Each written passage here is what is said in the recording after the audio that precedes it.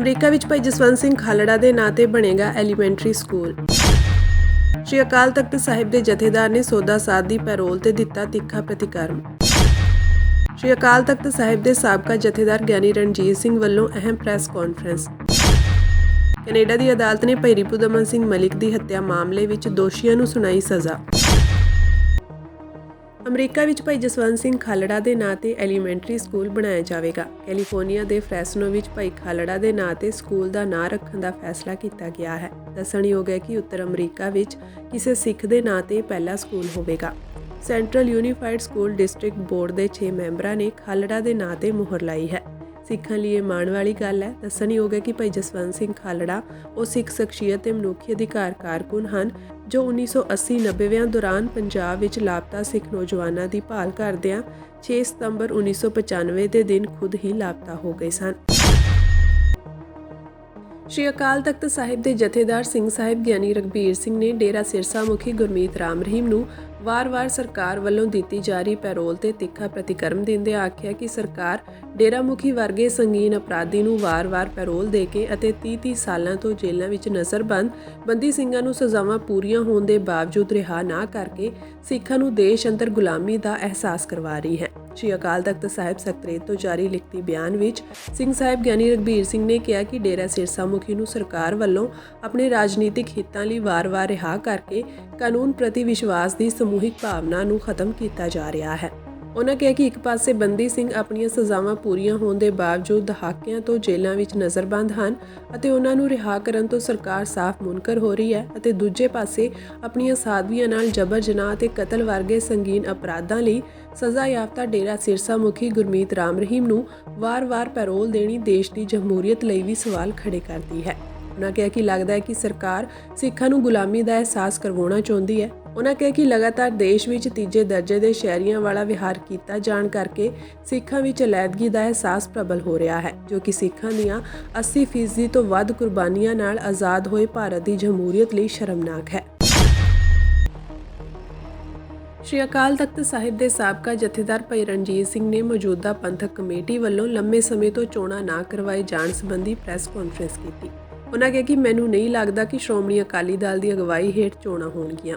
ਰਣਜੀਤ ਸਿੰਘ ਨੇ ਬਾਦਲ ਪਰਿਵਾਰ ਤੇ ਦੋਸ਼ ਲਗਾਉਂਦਿਆਂ ਕਿਹਾ ਕਿ ਇੱਕ ਪਰਿਵਾਰ ਪਿਛਲੇ 30 ਸਾਲਾਂ ਤੋਂ ਬੇਅਦਬੀ ਕਰ ਰਿਹਾ ਹੈ। ਇਸ ਦੇ ਨਾਲ ਹੀ ਸਾਬਕਾ ਜਥੇਦਾਰ ਨੇ ਕਿਹਾ ਕਿ ਇਸ ਵਾਰ ਲੋਕਾਂ ਨੂੰ ਚੋਣਾਂ ਵਿੱਚ ਨਵੀਂ ਪੰਥਕ ਪਾਰਟੀ ਦਾ ਸਮਰਥਨ ਕਰਨਾ ਚਾਹੀਦਾ ਹੈ ਤਾਂ ਜੋ ਨਵੀਂ ਪੰਥਕ ਪਾਰਟੀ ਪੰਜਾਬ ਦੇ ਧਰਮ ਦੀ ਗੱਲ ਕਰ ਸਕੇ। ਉਨ੍ਹਾਂ ਕਿਹਾ ਕਿ ਪੰਥਕ ਅਕਾਲੀ ਲਹਿਰ ਦਾ ਸਮਰਥਨ ਕਰੋ ਅਤੇ ਪਿੰਡ ਵਿੱਚੋਂ ਲਹਿਰ ਪੈਦਾ ਕੀਤੀ ਜਾਵੇ। ਇਸ ਚੋਣ ਵਿੱਚ ਰਾਜਨੀਤਿਕ ਪਾਰਟੀਆਂ ਦੇ ਚੋਣਾਂ ਲੜਨ ਅਤੇ ਧਾਰਮਿਕ ਮਾਮਲਿਆਂ ਵਿੱਚ ਸ਼ਾਮਿਲ ਹੋਣ ਤੇ ਇਤਰਾਜ਼ ਉਠਾਏ ਗਏ ਹਨ। ਕਮੇਟੀ ਨੂੰ ਭਾਰੀ ਮਾਤਰਾ ਵਿੱਚ ਦਾਨ ਮਿਲਦਾ ਹੈ। ਦੇਸ਼ ਹੈ ਕਿ ਇਸ ਦੇ ਬਾਵਜੂਦ ਜੇਕਰ ਕਿਸੇ ਗਰੀਬ ਬੱਚੇ ਨੂੰ ਲਾਭ ਨਹੀਂ ਮਿਲਦਾ ਤਾਂ ਇਹ ਬਹੁਤ ਹੀ ਨਿੰਦਣਯੋਗ ਹੈ। ਸਿੱਖਾਂ ਦੇ ਸਿਧਾਂਤਾਂ ਨੂੰ ਬਚਾਉਣ ਲਈ ਸੰਗਤਾਂ ਨੂੰ ਚੋਣਾਂ ਵਿੱਚ ਪੰਥਕ ਅਕਾਲੀ ਲਹਿਰ ਦਾ ਸਮਰਥਨ ਕਰਨ ਦੀ ਅਪੀਲ ਕੀਤੀ ਗਈ। ਸਿੱਖਾਂ ਦੀ ਜ਼ਮੀਨ ਬਾਰੇ ਉਨ੍ਹਾਂ ਕਿਹਾ ਕਿ ਹਰਿਆਣਾ ਸਰਕਾਰ ਟਰੱਸਟ ਨੂੰ ਜ਼ਮੀਨ ਦਿੰਦੀ ਹੈ, ਕਿਸੇ ਵਿਅਕਤੀ ਨੂੰ ਨਹੀਂ ਦਿੰਦੀ।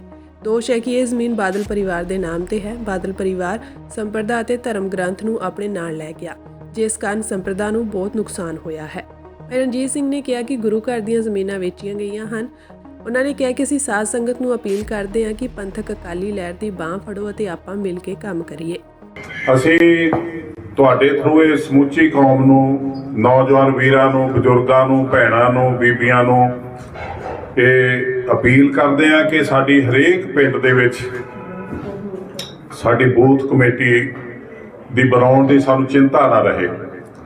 ਇਹ ਪੰਥਕ ਅਕਾਲੀ ਲਹਿਰ ਦੀ ਤੁਸੀਂ ਬਾਂਹ ਫੜੋ, ਤੁਸੀਂ ਉਹਦੀ ਸਪੋਰਟ ਤੇ ਆਓ ਤਾਂ ਕਿ ਇੱਕ ਜਿਹੜਾ ਪਰਿਵਾਰ ਜਿਹਨੇ ਇੱਕ ਸੰਗਲ ਪਾਇਆ ਹੋਇਆ ਗੁਰੂ ਪ੍ਰਣਾਲੀ ਨੂੰ, ਪੰਥਕ ਸੰਸਥਾਵਾਂ ਨੂੰ, ਪੰਥਕ ਸਿਧਾਂਤਾਂ ਨੂੰ, ਪੰਥਕ ਸਰਮਾਏ ਨੂੰ ਲੁੱਟ ਪਾਈ ਹੋਈ ਆ, ਜ਼ਮੀਨਾਂ ਲੀਜ਼ ਤੇ ਦਿੱਤੀਆਂ ਜਾ ਰਹੀਆਂ ਨੇ, ਵੇਚੀਆਂ ਜਾ ਰਹੀਆਂ ਨੇ, ਤਬਾਦਲੇ ਹੋ ਰਹੇ ਨੇ, ਕਰੋੜਾਂ ਰੁਪਈਆਂ ਦੇ ਧੰਦੇ ਹੋ ਰਹੇ ਨੇ, ਇੱਥੋਂ ਤੱਕ ਕਿ ਸੁੱਕੀਆਂ ਰੋਟੀਆਂ ਵੀ ਵੇਚ ਕੇ ਖਾਈ ਜਾ ਰਹੇ ਨੇ।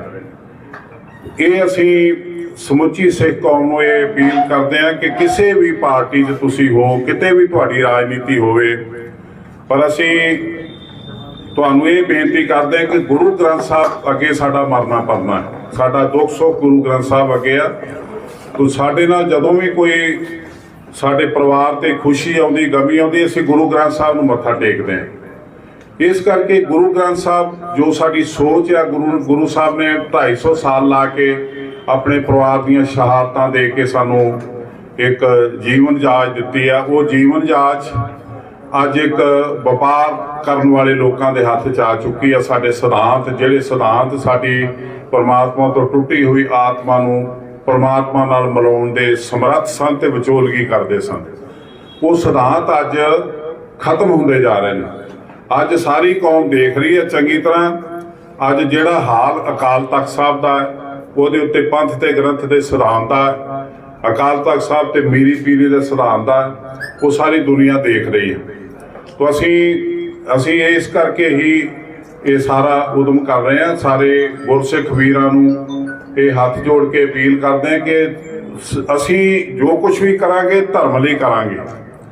ਧਰਮ ਦੀ ਧਰੋਹਰ ਜਿਹੜੀ ਆ, ਕੌਮ ਦੀ ਜ਼ਿੰਦਗੀ ਆ, ਕੌਮ ਦੀ ਆਤਮਾ, ਉਹਦੀ ਸੇਵਾ 'ਚ ਲੱਗਾਂਗੇ। ਅਸੀਂ ਰਾਜਨੀਤੀ ਨਹੀਂ ਕਰਾਂਗੇ। ਤੁਸੀਂ ਜਿਹੜੀ ਸਾਨੂੰ ਧਰਮ ਦੀ ਸਪੋਰਟ ਕਰੋਗੇ, ਧਰਮ ਦੀ ਵੋਟ ਦਿਓਗੇ, ਉਹਦਾ ਅਸੀਂ ਕਦੀ ਵੀ ਨਜਾਇਜ਼ ਫਾਇਦਾ ਨਹੀਂ ਉਠਾਵਾਂਗੇ, ਬਲਕਿ ਅਸੀਂ ਕੌਮ ਦੀ ਸੇਵਾ ਕਰਕੇ ਕੌਮ ਦੀ ਸੇਵਾ 'ਚ ਹਾਜ਼ਰੀ ਲਵਾਂਗੇ। ਜਿਹੜੇ ਸਾਡੇ ਗਰੀਬ ਬੱਚੇ ਨੇ, ਹੋਣਹਾਰ ਬੱਚੇ ਨੇ, ਲੋੜਵੰਦ ਬੱਚੇ ਨੇ, ਉਹਨਾਂ ਦੀ ਐਜੂਕੇਸ਼ਨ ਵੱਲ ਧਿਆਨ ਦੇਵਾਂਗੇ, ਗਰੀਬ ਦੇ ਫ੍ਰੀ ਇਲਾਜ ਵੱਲ ਧਿਆਨ ਦੇਵਾਂਗੇ, ਯਾਤਰੂ ਨੂੰ ਕਮਰਾ, ਜਿਹੜੀਆਂ ਜ਼ਮੀਨਾਂ ਖੁਰਦ-ਬੁਰਦ ਹੋ ਰਹੀਆਂ ਨੇ, ਵੇਚੀਆਂ ਜਾ ਰਹੀਆਂ ਨੇ, ਤਬਾਦਲੇ ਹੋ ਰਹੇ ਨੇ, ਉਹਨਾਂ ਦਾ ਪਰਦਾਫਾਸ਼ ਕਰਾਂਗੇ। ਗੁਰੂ ਦੀ ਗੋਲਕ ਜਿਹੜੀ ਆ ਨਜਾਇਜ਼ ਵਰਤੋਂ ਉਹਦੀ ਬੰਦ ਕਰਾਂਗੇ। ਇੱਕ ਗੁਰੂ ਦੇ ਸਿਧਾਂਤ ਜਿਹੜੇ ਗੁਰੂ ਗੋਬਿੰਦ ਸਿੰਘ ਜੀ ਮਹਾਰਾਜ ਨੇ ਪੰਥ ਤੇ ਗ੍ਰੰਥ ਦੇ ਸਿਧਾਂਤ ਸਾਨੂੰ ਲੜ ਲਾਇਆ ਸੀ, ਅਸੀਂ ਉਹਦੀ ਤਾਪਿਆ ਚੁੰਦੇ ਪਏ। ਅੱਜ ਅਸੀਂ ਅੰਮ੍ਰਿਤ ਪਾਨ ਕਰਨਾ ਹੋਵੇ ਤੇ 5 ਸਿੰਘਾਂ ਤੋਂ ਲੈਨੇ। 5 ਪਿਆਰੇ ਗੁਰੂ ਗ੍ਰੰਥ ਸਾਹਿਬ, ਉਹਨਾਂ ਦੀ ਆਤਮਾ, ਇਹ ਸਾਡੇ ਗੁਰੂ ਸਾਹਿਬ ਜੀ ਦਾ ਰੁਤਬਾ ਹੈ। ਇਸ ਰੁਤਬੇ ਨੂੰ ਅੱਜ ਸਾਡੇ ਲੀਡਰਾਂ ਨੇ, ਨਾਪਾਕ ਲੀਡਰਾਂ ਨੇ, ਪੇਸ਼ੇਵਰ ਲੀਡਰਾਂ ਨੇ, ਗੁਰੂ ਤੋਂ ਟੁੱਟੇ ਹੋਏ ਲੀਡਰਾਂ ਨੇ ਨੌਕਰ ਬਣਾਇਆ ਹੋਇਆ। ਤੋਂ ਨੌਕਰੀ ਕਰਕੇ ਦੱਸ ਰਹੇ ਨੇ ਕਿ ਅੱਜ ਅਸੀਂ ਵਾਕਿਆ ਹੀ ਨੌਕਰ ਹੈ।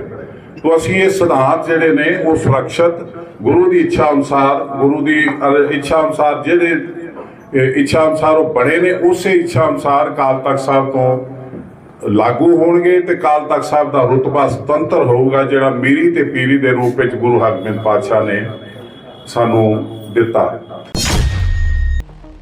ਕੈਨੇਡਾ ਦੀ ਅਦਾਲਤ ਨੇ ਸਿੱਖ ਕਾਰੋਬਾਰੀ ਰਿਪੁਦਮਨ ਸਿੰਘ ਮਲਿਕ ਦੀ ਹੱਤਿਆ ਦਾ ਦੋਸ਼ ਸਵੀਕਾਰ ਕਰਨ ਤੇ 24 ਸਾਲਾ ਵਿਅਕਤੀ ਨੂੰ ਉਮਰ ਕੈਦ ਦੀ ਸਜ਼ਾ ਸੁਣਾਈ ਹੈ। ਮੀਡੀਆ ਰਿਪੋਰਟਾਂ ਅਨੁਸਾਰ ਬ੍ਰਿਟਿਸ਼ ਕੋਲੰਬੀਆ ਸੁਪਰੀਮ ਕੋਰਟ ਦੇ ਜੱਜ ਨੇ ਅੱਜ ਟੈਨਰ ਫੌਕਸ ਨੂੰ ਮਲਿਕ ਦੀ ਹੱਤਿਆ ਦੇ ਦੋਸ਼ ਹੇਠ 20 ਸਾਲ ਬਿਨਾਂ ਪੈਰੋਲ ਕੈਦ ਦੀ ਸਜ਼ਾ ਸੁਣਾਈ ਹੈ। ਦੱਸ ਦਈਏ ਕਿ ਮਲਿਕ ਦਾ 15 ਜੁਲਾਈ 2022 ਵਿੱਚ ਸਰੀ ਵਿੱਚ ਉਸ ਸਮੇਂ ਗੋਲੀਆਂ ਮਾਰ ਕੇ ਕਤਲ ਕਰ ਦਿੱਤਾ ਗਿਆ ਸੀ ਜਦੋਂ ਉਹ ਆਪਣੀ ਕਾਰ ਵਿੱਚ ਬੈਠੇ ਸਨ। ਮਲਿਕ ਦੀ ਹੱਤਿਆ ਤੋਂ 2 ਹਫ਼ਤੇ ਬਾਅਦ ਕੈਨੇਡਾ ਦੀ ਪੁਲਿਸ ਨੇ ਵੈਂਕੂਵਰ ਤੋਂ ਟੈਨਰ ਫੌਕਸ ਅਤੇ ਉਸ ਦੇ ਸਾਥੀ ਜੋਸ਼ ਲੋਪੇਜ਼ ਨੂੰ ਗ੍ਰਿਫਤਾਰ ਕੀਤਾ ਸੀ। ਉਹਨਾਂ ਨੂੰ ਪਿਛਲੇ ਸਾਲ ਅਕਤੂਬਰ ਵਿੱਚ ਮਲਿਕ ਦੀ ਹੱਤਿਆ ਦਾ ਦੋਸ਼ੀ ਠਹਿਰਾਇਆ ਗਿਆ ਸੀ।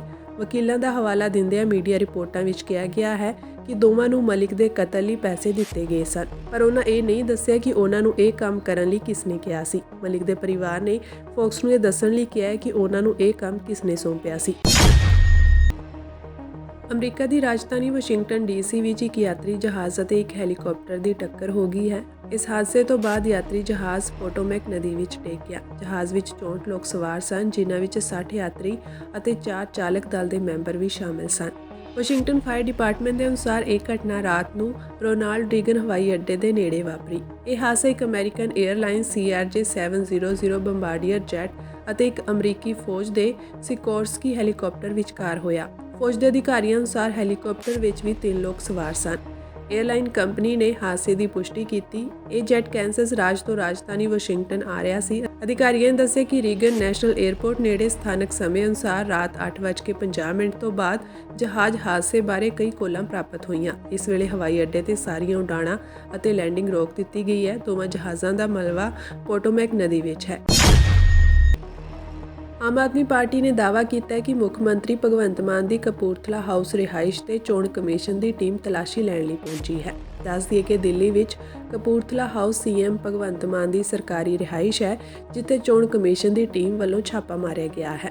ਚੋਣ ਕਮਿਸ਼ਨ ਦੇ ਅਧਿਕਾਰੀਆਂ ਦਾ ਕਹਿਣਾ ਹੈ ਕਿ ਉਹਨਾਂ ਨੂੰ CVIGIL ਐਪ ਰਾਹੀਂ ਸ਼ਿਕਾਇਤ ਮਿਲੀ ਸੀ ਜੋ ਕਿ ਪੈਸੇ ਵੰਡਣ ਨੂੰ ਲੈ ਕੇ ਸੀ। ਰਿਟਰਨਿੰਗ ਅਫਸਰ ਨੇ ਕਿਹਾ ਕਿ ਸਾਨੂੰ ਪੈਸੇ ਦੀ ਵੰਡ ਬਾਰੇ ਸ਼ਿਕਾਇਤ ਮਿਲੀ ਹੈ, ਸਾਨੂੰ 100 ਮਿੰਟਾਂ ਵਿੱਚ ਸ਼ਿਕਾਇਤ ਦਾ ਨਿਪਟਾਰਾ ਕਰਨਾ ਪਵੇਗਾ।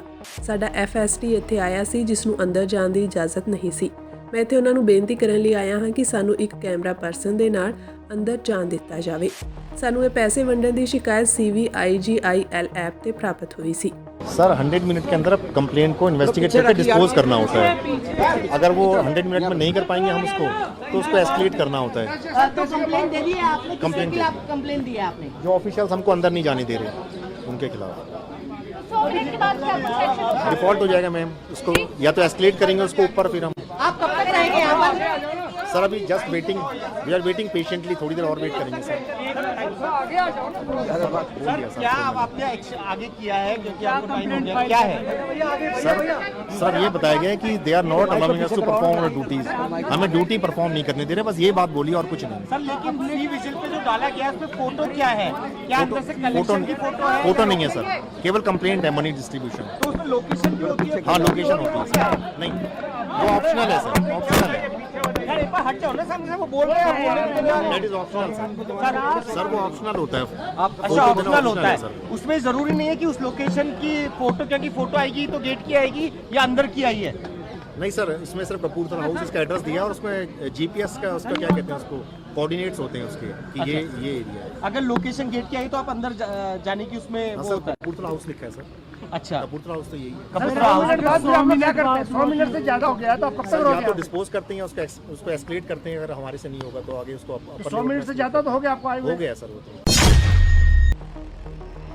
ਕਿਸਾਨ ਆਗੂ ਸਰਵਣ ਸਿੰਘ ਪੰਧੇਰ ਵੱਲੋਂ ਰਾਜਪੁਰੇ ਵਿਖੇ ਅਹਿਮ ਪ੍ਰੈਸ ਕਾਨਫਰੰਸ ਕੀਤੀ ਗਈ। ਇਸ ਮੌਕੇ ਉਹਨਾਂ ਕਿਹਾ ਕਿ ਵੱਡੇ ਕਾਰਪੋਰੇਟਰਾਂ ਦੇ ਕਰਜ਼ੇ ਸਰਕਾਰ ਮਾਫ ਕਰ ਰਹੀ ਹੈ ਪਰ ਕਿਸਾਨਾਂ ਦੇ ਨਹੀਂ।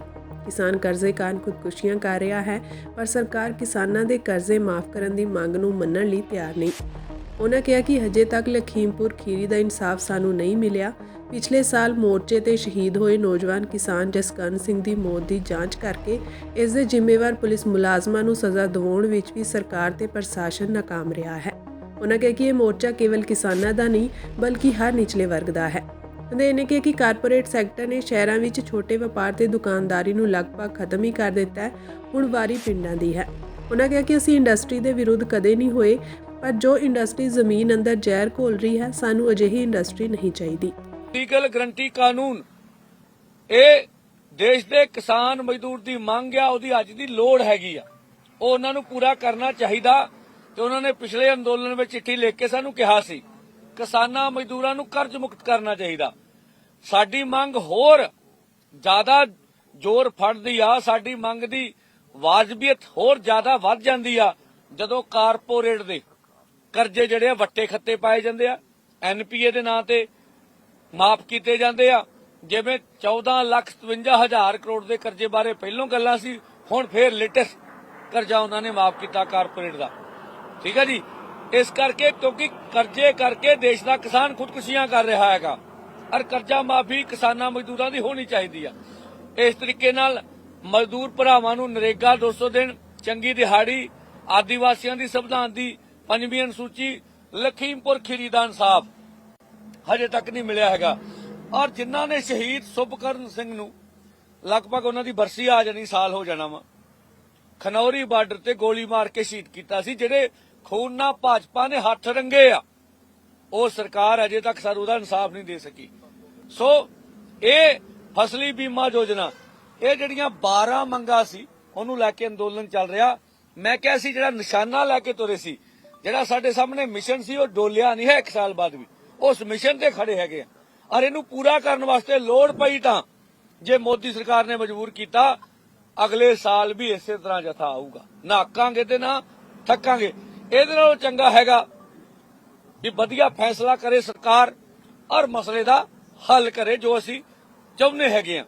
ਜਿੱਥੋਂ ਤੱਕ ਸੀਗਾ ਵੀ ਸਰਕਾਰ ਦੀਆਂ ਏਜੰਸੀਆਂ, ਸਰਕਾਰ ਲਗਾਤਾਰ ਸਰਗਰਮ ਆ ਕਿਸਾਨਾਂ ਵਿੱਚ ਫੁੱਟ ਪਾਉਣ ਵਾਸਤੇ।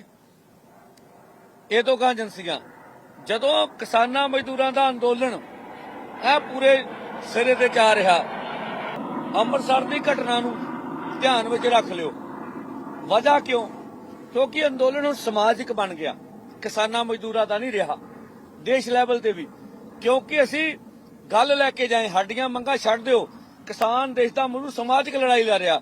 ਅਸੀਂ ਜਦੋਂ ਆਪਣੇ ਦੁਕਾਨਦਾਰਾਂ ਨੂੰ ਕਿਹਾ, ਛੋਟਿਆਂ ਨੂੰ, ਭਾਈ ਵੀ ਆਹ ਵੇਖੋ ਜਿਹੜੇ ਵੱਡੇ ਸ਼ਾਪਿੰਗ ਮਾਲ ਬਣ ਗਏ ਆ, ਇਹਨਾਂ ਤੁਹਾਡੀ ਦੁਕਾਨਦਾਰੀ ਖਾ ਜਾਣੀ ਹੈ, ਅਸੀਂ ਤਾਂ 26 ਜਨਵਰੀ ਨੂੰ ਉੱਧਰ ਗਏ। ਔਰ ਅੱਜ ਤੁਸੀਂ ਡੇਟਾ ਕੱਢੋ ਆਪਣੇ ਮੋਬਾਈਲਾਂ ਤੇ, ਜਿਹੜੀ ਚੈਪਟੋ ਵਾ ਜਾਂ ਬ੍ਰਿੰਕਟਲ ਆ, ਇਹਦੀ ਆਨਲਾਈਨ ਆਟੇ ਦੀ ਵਿਕਰੀ ਕਿੰਨੀ ਹੈ ਭਲਾ? ਇੱਕ ਸ਼ਹਿਰਾਂ ਦਾ ਹਜੇ ਤੇ ਪਿੰਡਾਂ ਵਾਲੇ ਗਾਹਕ ਪਿੰਡ ਦੀਆਂ ਦੁਕਾਨਾਂ ਛੋਟੀਆਂ ਤੋਂ ਰਾਸ਼ਨ ਲੈਂਦੇ। ਸਾਡੇ ਕਿਸਾਨ ਤਾਂ ਚਲੋ ਸਾਡੇ ਕੋਲ ਹੈਗਾ, ਜਿਹੜਾ ਸ਼ਹਿਰੀ ਗਾਹਕ ਆ ਉਹ ਜ਼ਿਆਦਾਤਰ ਵਪਾਰ ਆਨਲਾਈਨ ਕਰ ਰਿਹਾ। ਤਾਂ ਅੱਜ ਅਸੀਂ ਕਹਿੰਦੇ ਚਾਹੁੰਦੇ ਆ ਵੀ ਜੇ ਤੁਸੀਂ ਕਾਰਪੋਰੇਟ ਦਾ ਵਪਾਰ ਕਰੋਗੇ, ਤੁਹਾਡੇ ਦੇਸ਼ ਦੀ, ਤੁਹਾਡੇ ਪੰਜਾਬ ਦੀ ਸਾਰੀ ਛੋਟੀ ਦੁਕਾਨਦਾਰੀ, ਰੇੜੀ ਫੜੀ ਵਾਲੇ ਮਾਰੇ ਜਾਣੇ। ਉਹਨਾਂ ਲੱਗਾ ਅੱਜ ਛੋਟੇ ਵਪਾਰੀਆਂ ਦੀ, ਛੋਟੇ ਕਾਰੋਬਾਰੀਆਂ ਦੀ ਲੜਾਈ ਕੋਈ ਪਾਰਟੀ ਨਹੀਂ ਲੜ ਰਹੀ। ਆ ਦੇਸ਼ ਦਾ ਕਿਸਾਨ ਮਜ਼ਦੂਰ ਲੜ ਰਿਹਾ ਵੀ ਤੁਹਾਡੇ ਤੇ ਵੀ ਕਾਰਪੋਰੇਟ ਦਾ ਹਮਲਾ, ਸਾਡੀ ਖੇਤੀ ਮੰਡੀ ਤੇ ਵੀ ਕਾਰਪੋਰੇਟ ਦਾ ਹਮਲਾ, ਜਿਹੜੇ ਮਜ਼ਦੂਰਾਂ ਦੇ ਲਾਅ ਕਾਨੂੰਨ ਆ ਉਹਨਾਂ ਤੇ ਵੀ ਕਾਰਪੋਰੇਟ ਦਾ ਹਮਲਾ, ਨੌਜਵਾਨ ਬੇਰੁਜ਼ਗਾਰ ਆ, ਨਸ਼ਈ ਆ, ਉੱਤੇ ਵੀ ਕਾਰਪੋਰੇਟ ਦਾ ਹਮਲਾ। ਤੇ ਸਮਾਜਿਕ ਏਕਤਾ ਵਿੱਚ ਵੱਜ ਗਿਆ ਹੈ ਅੰਦੋਲਨ। ਇੱਕ ਸਮਾਜਿਕ ਏਕਤਾ ਦਿਖੀ 30 ਦੇ ਪੰਜਾਬ ਬੰਦ ਦੇ ਵਿੱਚ, ਔਰ ਉਹ ਸਮਾਜਿਕ ਏਕਤਾ ਨੂੰ ਤੋੜਨਾ ਚਾਹੁੰਦੇ ਆ ਵੀ ਦੁਕਾਨਦਾਰ ਵੀ ਇਕੱਠੇ ਹੋ ਗਏ, ਕਿਸਾਨ ਵੀ ਹੋ ਗਏ, ਮਜ਼ਦੂਰ ਵੀ ਰਲ ਗਿਆ, ਮੁਲਾਜ਼ਮ ਵੀ ਆ ਗਏ ਨਾ। ਤਾਂ ਫਿਰ ਉਹਨਾਂ ਨੇ ਬਾਬਾ ਸਾਹਿਬ ਦੇ ਬੁੱਤ ਨੂੰ ਸ਼ਰਾਰਤੀ ਘੱਲ ਕੇ ਤੜਵਾਇਆ।